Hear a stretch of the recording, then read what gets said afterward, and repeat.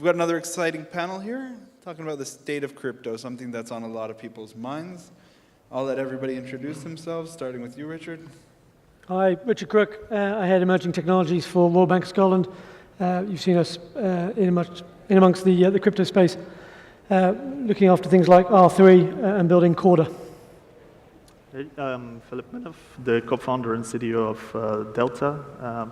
Hopefully you have seen us around and what we do. We do portfolio tracking manager, and we help our investors inform themselves about how cryptocurrency is doing and the right moves to do from there.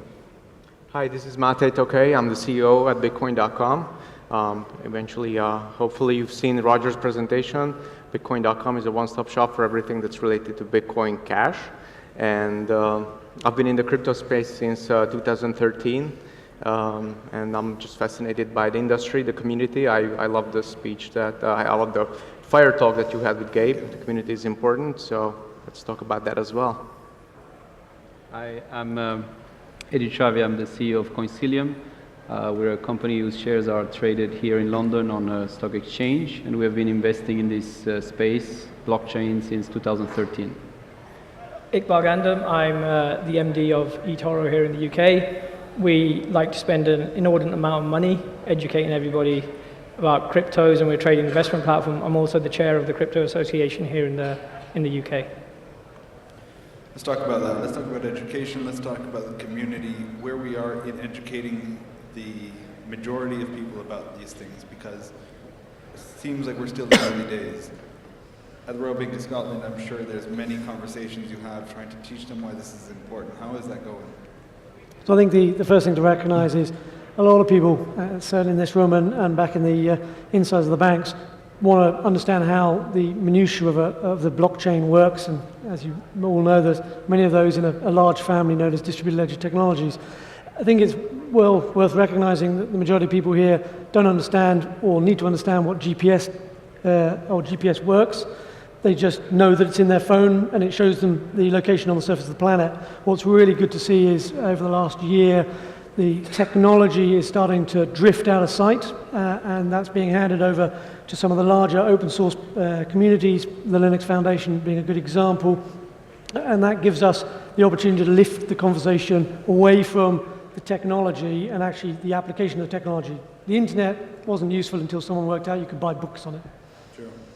As applications that use this technology that are running on it, and this is great for you, Mate, and for you, Filip, the increase in amount of users and easy-to-use platform you have, what are you seeing in numbers growth in usage of the app? Yeah, I think that the growth has been staggering. Definitely end of last year, beginning of this year, the number was crazy, and people were checking their applications all the time, trying to see how their investments are performing.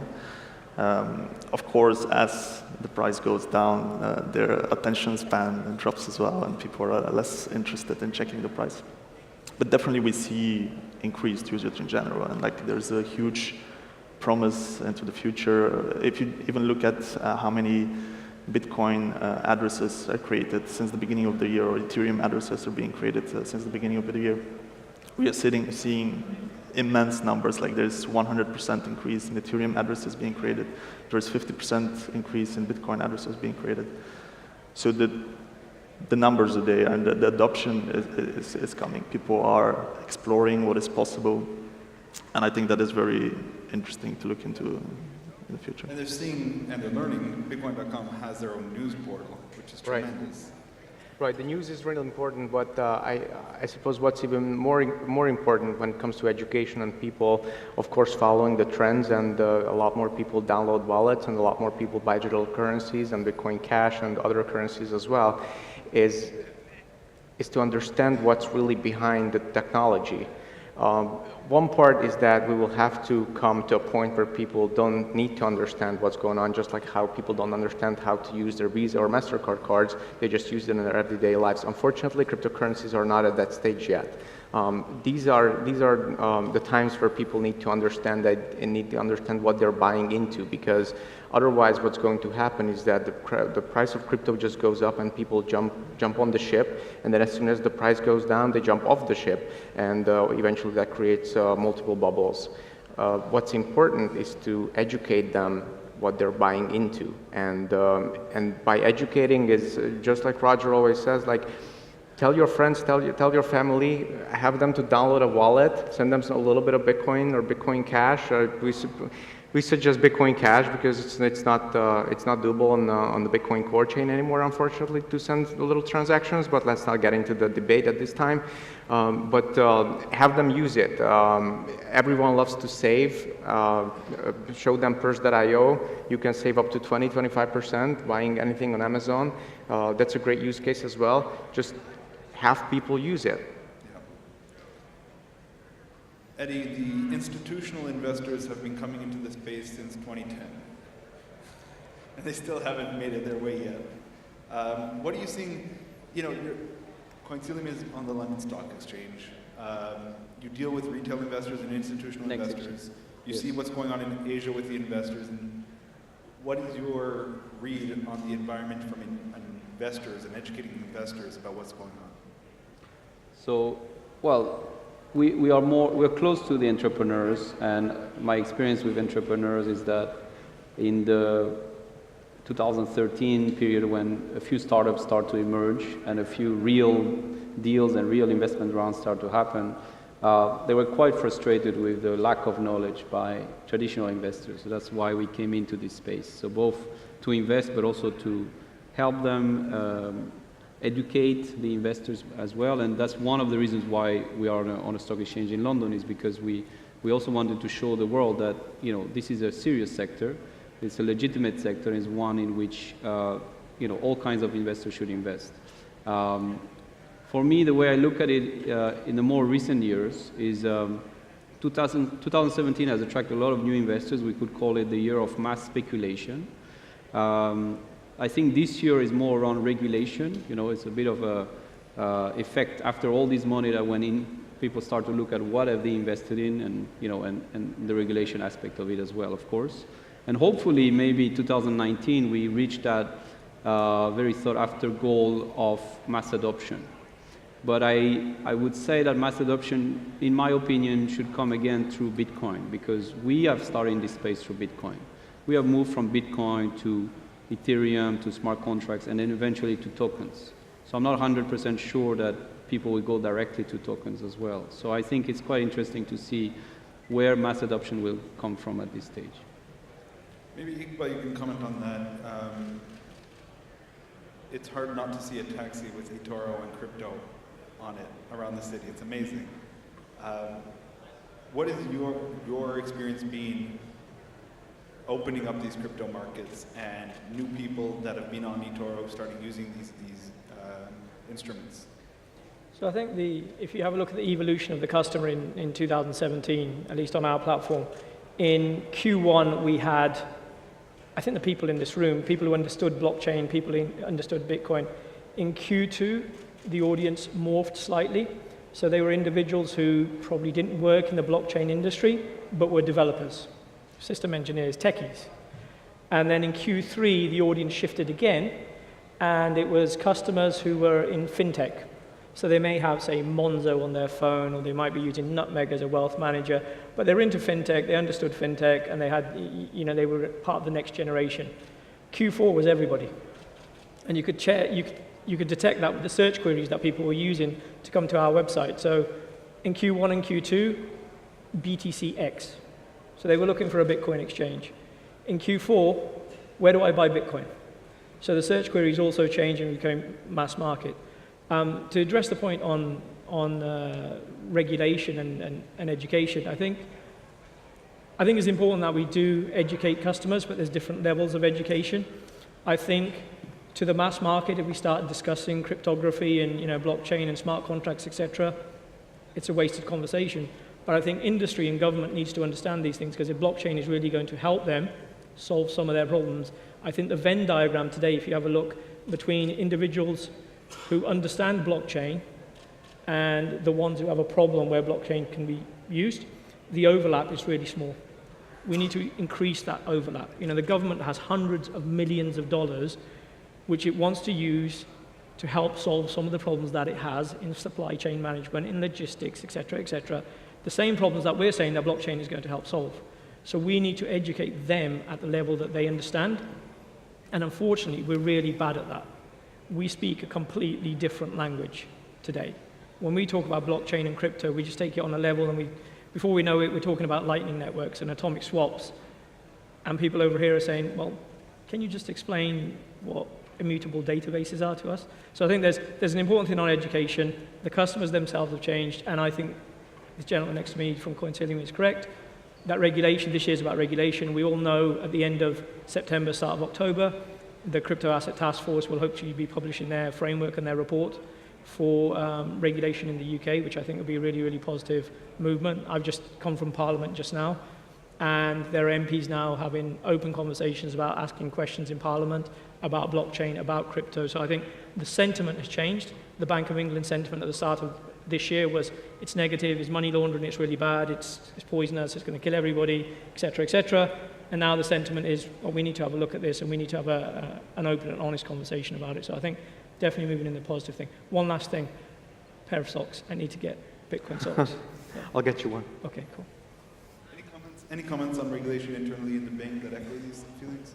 Yeah, I think if you look broadly across the market, Q1 we're watching the SEC looking for someone to go toe-to-toe with. Coinbase stepped up, and we've been watching that over in the US. What we've also been watching on the European side is a different conversation, and that's really sort of culminated in things like the GDF, who've put a good level of effort around it. That gives us now a regulatory glide path that we can start seeing. If you watch what's going on with the G20 early this year, July, they'll come back in October. You will see that task force coming back with actions. It's a very standard routine. It's a movie we've seen before. If you have an emerging market which grows to half a trillion in size, people are going to set up. The incumbents are going to sit up and start taking notice. They can avoid it and they can ignore it until such point as it's an emerging market. And that's what you would describe the crypto space right now. And to that end, regulation is a cert. There are a small number, a minority now that's hopefully getting smaller in the crypto space that would just actually like regulation not to be there, and they'd like to carry on with no regulation. That's not going to happen. You're going to see regulation coming in. The real conversation going on at that G20 central bank, as if we're reading the minutes correctly, is actually they don't want to overdo the regulation because they will just snuff out all of the innovation and you will just make crypto look like any other financial market.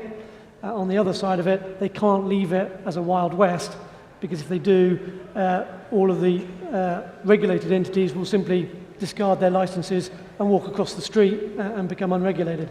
So there's a balance and a trade-off going on here. It is being played out in the two main jurisdictions that I would expect you to follow. There is more to it than just the US jurisdiction. The Europeans and the EU are having a different debate, and that's quite interesting to follow too. But are you being affected by these things?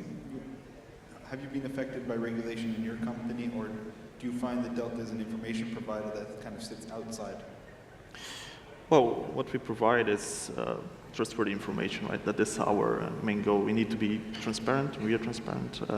We need to provide our investors with the right information so that they can be informed and make the right decision after their trades.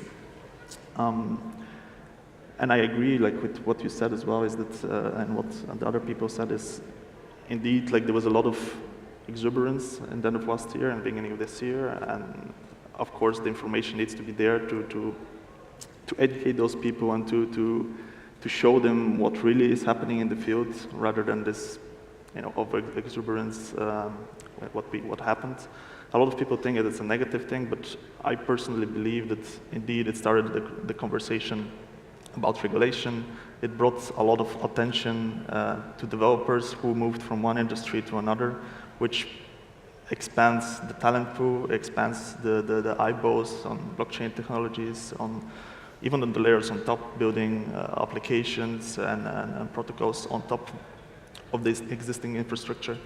And I think all this attention and talent will help us to go to the next steps. It's an interesting insight, and I think you're right that crypto is benefiting and getting punished by being in the limelight, which is increased regulation, increasing views on it, but also the talent pool is growing. Talk about talent for a second. At Bitcoin.com, you continue to launch new ideas, new projects, new revenue streams. Could you talk about how it's been finding any talent in the company? Excuse, can you repeat? Can you talk about finding talent, new talent to join the company? How has that been compared to last year? Is there more or less talent available to hire? That's a really good point that you're bringing up. I think talent is absolutely fantastic in the industry. There are more and more people entering the cryptocurrency space and the blockchain space as well. And we're really happy to see that. People are interested, people want to join, and people want to educate themselves as well. And we're getting a lot of great talent at the company as well. So. Are you finding it easier to find good Yeah, talent? it's getting easier because people are now really looking at these industries and they look at it as the next hot industry to be in. And literally, you can feel, you can sense the fear of missing out feeling for these people. Like, I need to be in this industry. I'd rather quit my job. I'd rather just leave the company that I've been working for many years and leave that behind just because I want to join this industry. And I think this is really fascinating. I think we're seeing and going to see more and more job migration. Are you seeing 100%. The same thing, Eddy? In terms of the employment around people with skills in this space, well, I mean, this has been, since the beginning, a big hurdle for a lot of startups. What we have seen in the last few years is a lot of people moving out of banks, of financial institutions, of the big four firms, and going towards blockchain for various reasons. I guess sometimes they were just getting a bit frustrated as well about how far they could go, right, in this space. And of course, everybody has some personal interest and personal objective of doing something maybe on a different scale.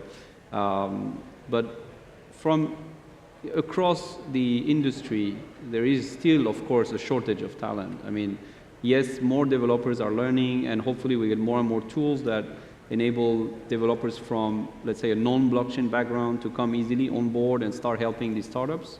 But as an investor, we always look for the, the rare entrepreneur who has already been in this space for 4 or 5 years, has done already a couple of good startups and has some experience in it. And of course, that's extremely rare, and that's what you find usually in the projects that, raise a lot of money and are doing quite well these days. I would say I have a contrarian opinion to talent in this space. I think the ICOs didn't help because they gave everybody the belief that you could write a white paper and become a millionaire. If you can do that, then why work for anybody else? And secondly, the moment individuals have downloaded a wallet onto their mobile phone, they change their LinkedIn profile and say blockchain guru. And it's really, really difficult to find good talent. Everybody who has slightest insight into how blockchain works or has read Mastering Bitcoin or the book a couple of times have said, right, we can do everything blockchain, and they've all been working in it since 2010, ironically. 2 years ago, nobody had worked in blockchain, and now everybody's employed since 2010 in blockchain. So we've struggled finding good talent, or should I say filtering out good talent. So. Do you have any comments on trends globally, Eddy? You spend a lot of time in Asia, Singapore. Compare that to the European market as it relates to blockchain growth and adoption there. Well, I mean, there are differences which are known in the tech world, not necessarily only in blockchain. I mean, my experience with China and Asia in general is that they're quite quick to grasp the latest trend, latest advancements, and of course, there's been a huge wave of entrepreneurs and tech people and commercial as well going into blockchain. Right now in China, places like Hangzhou, where Alibaba headquarters are, or at least were for the beginning of the years of Alibaba, and quite attractive to a lot of innovative Chinese startups. And Singapore as well, we invested in a company called Indoors, for example, in Singapore. a team who has been working for a while in smart contracts, but now there are many very talented people working on projects in Singapore, in Thailand, in Taiwan. So it's quite, very, very active, very dynamic. But this kind of dynamism and activity in general is, I wouldn't say it's only in blockchain, right? It's in tech in general.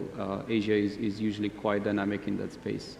But what we will see is, will there be, for example, some special help, maybe governments pushing for that, been very surprised that from the beginning, or let's say my beginning, let's say 2013, for example, governments have not pushed more than that, because really it's a great opportunity for jobs, right? I mean, we have companies here who are hiring, and definitely yours is hiring in different locations, and all these startups, all these companies that have raised a lot of money, they're hiring all over the world. So I think they should be more helped by, public authorities to go into that direction, offer high quality employment and innovative companies and solutions. Let me just add one more thing here. I definitely agree, and I think one of the biggest problems with regulations at this point is technology is way faster than regulators are. Every time they come up with their new regulation, it's pretty much outdated because technology just works so fast, and that really ties into talent acquisition, and of course education. That's definitely something that even governments would need a lot more, because they need to keep up with the pace of regulations and making these laws. I think that's true, that regulation will necessarily follow innovation, and in an industry moving so fast, will be inadequate or too much, and that's the big risk. At RBS, what are you guys looking at and trends? Have you identified trends over the next few quarters that you want to look at and focus on? Any thoughts on that? Yeah, it's relatively simple. We've spent much of the last 4 or 5 years looking at the technology and trying to get ourselves to a situation where we've got a finance-grade, regulatory-friendly ledger, and that's why you've seen such interest in funding things like R3 to build us Corda, and that's where a lot of our focus has been. We've, to a greater or less extent, avoided or ignored the emerging market that you would call crypto, or the experiment of Bitcoin. Once it's grown to the size it has, and you can quite easily see that with the ICO trend, that we've got a killer app there in the ability to securitize and create value as a digital asset. I think where we have a challenge that we haven't yet within the entire blockchain space resolved is around governance, distributed governance. If you look at something like Dash, they quite neatly solved how they govern their cryptocurrency. So they've got both the economic side, a decentralized economic, and they've got a decentralized governance structure. We've all watched with a fair amount of popcorn the civil war going on inside Bitcoin, and we're going through the same movie with Ethereum right now. These types of projects have not worked out how to govern themselves, and if you get to a position where all we've done is move from one centralized business model to another and actually just change the technology underneath, we haven't really achieved anything. So I think the last challenge that still stays unresolved is the actual decentralization of the business model. There is literally no point moving from one centralized business model to another. And you're seeing RBS's concentration right now. You've seen us going to the FCA in the UK to build a digital mutual, a mutual society sitting on a blockchain, and that is a digital-only or digital-native mutual society, and you can watch us building that. We're very open with that. That's all an open source project, and that is to try and start the conversation, the discussion, to get us to a situation where we as a community, as an industry, can build decentralized communities that can govern themselves, rather than end up with highly centralized organizations like banks or like SWIFT or other incumbent infrastructure, where from a bank's perspective, the reason we are interested here, the reason I'm on stage, is because over the years, our infrastructure beneath us has grown fat and very much monopolized by a small number of incumbent infrastructure providers, monopolistic market utilities. And the purpose of distributed ledger technology, from our perspective, is to rebuild that infrastructure beneath us, because only then can we provide a better service to our clients and a better cost base. Do you think you can do that faster than crypto can take over? That is a very good question, and I think actually what you will see, as you're already seeing, is a lot of the crypto companies are starting to take regulation seriously, and as they do, they look more and more like banks, and as you start to see the banks either acquiring or building out the capability, they look a bit more like crypto. So I don't think it's going to be one taking over the other. I think you're just going to start seeing the fact that they look not dissimilar between each other.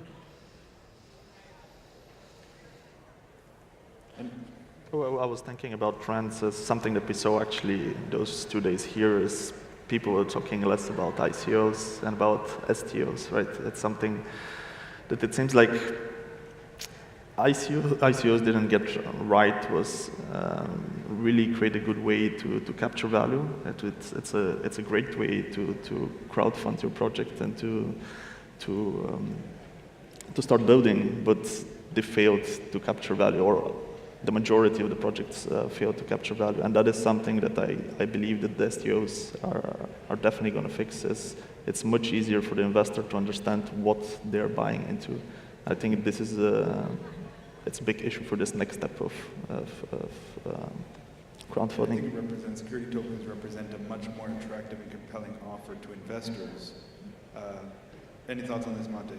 On the security token versus ICO trend? Right. I think in general, and I know that the answer is not going to be directly related to the question, but what's important is not really the security token versus the utility token, but more rather whether that actual company that's doing that ICO has something already developed, or it's just a big dream. Because I remember back in the early ICO days, most people actually had something already, right?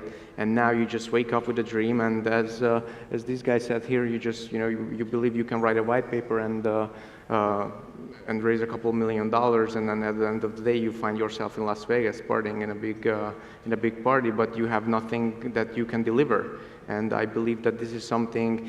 I rather want to focus on not talking about security versus utility tokens, but rather trying to, I guess, pave the way for these thinkers to come up with ICOs in a way that they're actually going to put down something on the table, because I believe that's really putting the entire industry into a really bad situation where a lot of people trust their projects with their money, and at the end of the day, nothing is going to be delivered.